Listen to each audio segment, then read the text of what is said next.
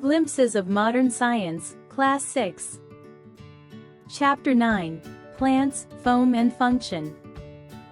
Classification of plants. Observe the plants around you in water, land, house, farmhouse and on roadside.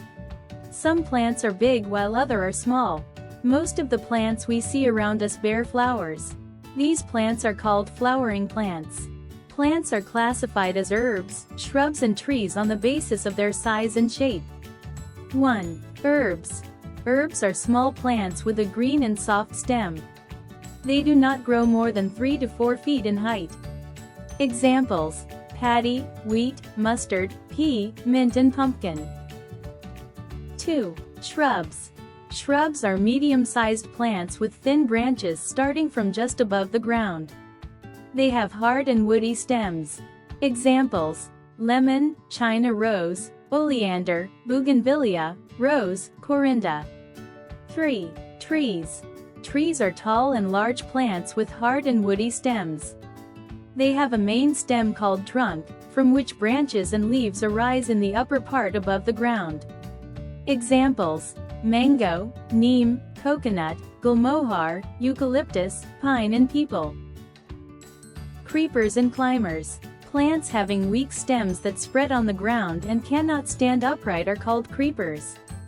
For example, plants like mint and gourd have weak stems that spread on the ground and cannot stand upright. Plants like money plant and pea plant have weak stems that take support to climb up. Such plants are called climbers. Parts of a plant. Collect a herb growing near your house along with its underground parts. Examine the plant carefully. What do you observe? The plant has two main parts. A part that remains under the ground, roots, forms the root system, and the other parts, stem, leaves, flowers and fruits, that remain above the ground from the shoot system. Root system and its functions. The root system is the underground part of a plant that anchors it firmly in the soil.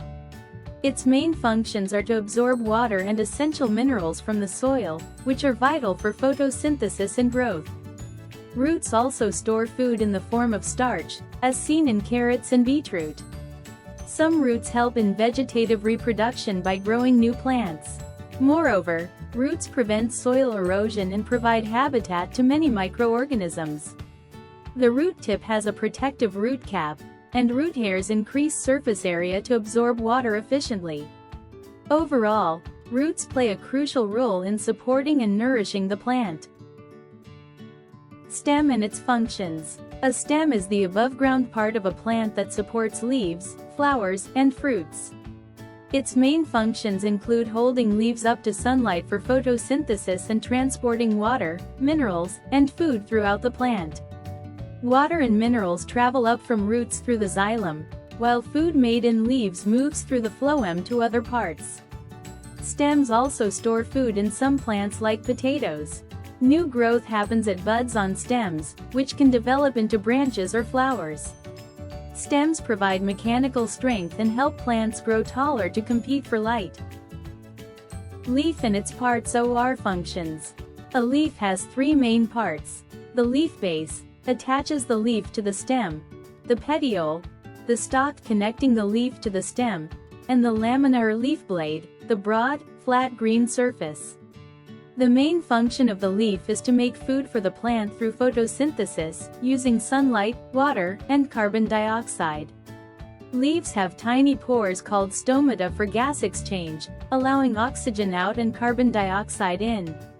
Veins in the leaf transport water, minerals, and food. Leaves also help in transpiration, which removes excess water and cools the plant. Some leaves protect the plant by turning into spines. Flowers and its parts. A flower is the reproductive part of a plant. It has four main parts: sepals, green leaf-like structures that protect the flower bud before it opens; petals, colorful parts that attract insects and birds for pollination; stamens, male reproductive parts consisting of the anther, produces pollen, and filament, holds the anther; pistil, or carpel, female part made of stigma, catches pollen; style, a tube connecting stigma and ovary, contains ovules where seeds develop. Flowers help plants reproduce by producing seeds after pollination and fertilization.